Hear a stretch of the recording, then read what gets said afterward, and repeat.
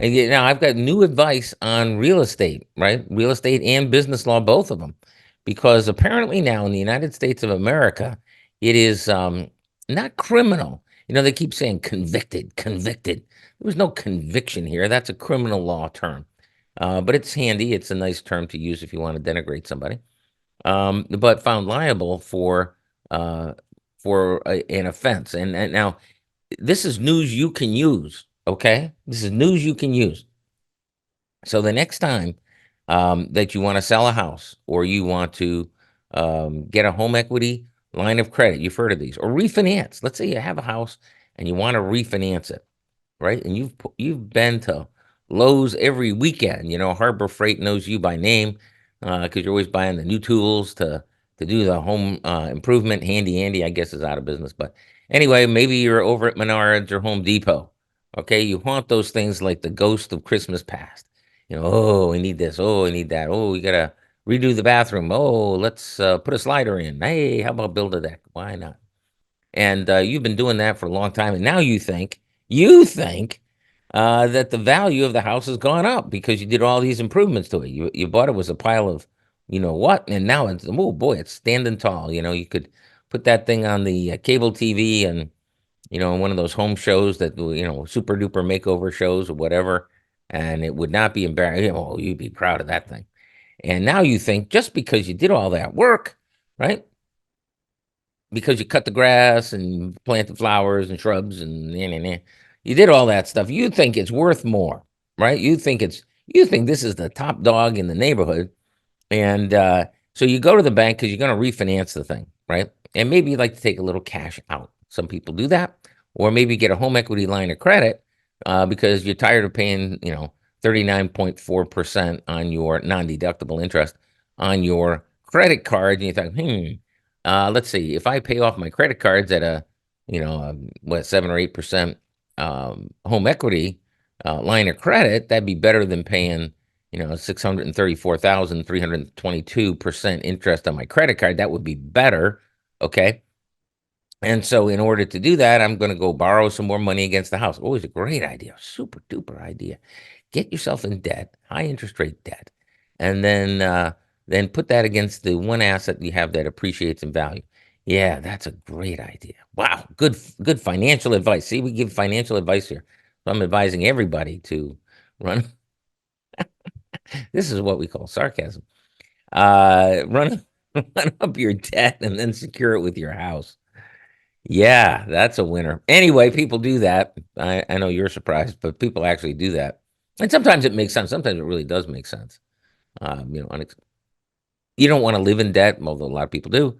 And occasionally it does make sense if you've got to manage your debt. Doing the home equity line of credit makes sense. I'm not saying it's crazy usually, but sometimes it makes sense. And not what I would advise, but there you go. Anyway, point being, you go to refinance the house, you go to get a home equity line of credit, and because you've been doing all these home improvements, you've been going to the home show, you've been going to the lake cottage and lakefront living show, you've been going to the, this show and that show and getting all these great ideas, and you see what those guys are doing it for, and it makes your eyes pop out of your head. What? Remember you didn't do it 5 years ago because you didn't have the money, and now you got the money, but now it costs 5 times as much, right? I overheard that conversation a few times yesterday. Where because I wander around with my ears open, my ears flapping in the breeze, but anyway, long story short, you do that, and you apply for this loan for the bank to the bank, and you say my house is worth $400,000, $400,000. The bank says, really? No other house on that street is worth more than 350.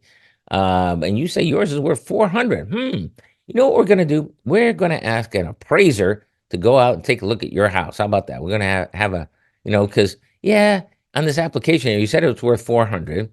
And I'm sure you think it's worth 400, because you signed this application. You signed it. You signed it saying that these things were true. See right down there where it says penalties of perjury. And I'm telling you, I'm applying for this loan in good faith on federal law and blah, blah, blah, blah, blah. And I'm telling you that this stuff I'm telling you here is true. It is true fact.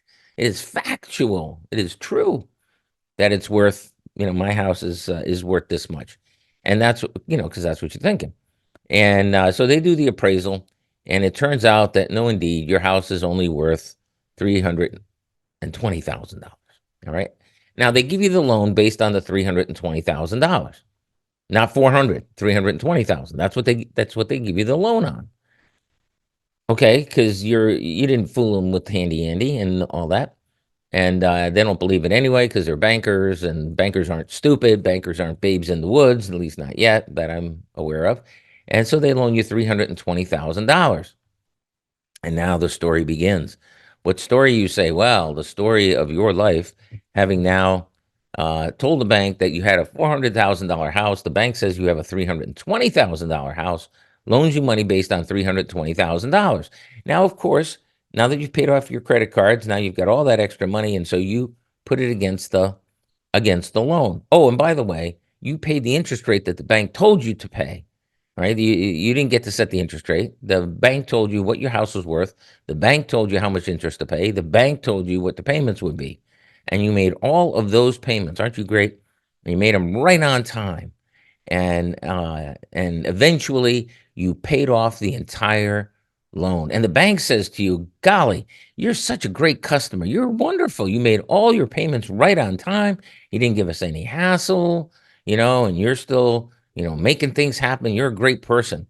Golly, anytime you want to do business with us again, in fact, why don't you, anytime you're driving by the branch, come on in and have a cup of coffee, because we got coffee pot in there, and candies and stuff. You can get a Dum Dum Pop, man, kind of cheesy, but some places have better candy. And come on in, have a cup of coffee, and just shoot the breeze, because we like you. We like you a lot because you're a good customer. We sure do like you. And anytime you want to borrow any more money from us, golly, you just give us a call. How about that? All right. Isn't that the American dream? You borrow money, you pay it back, you work hard, and all the rest. Well, wait till we come back for the rest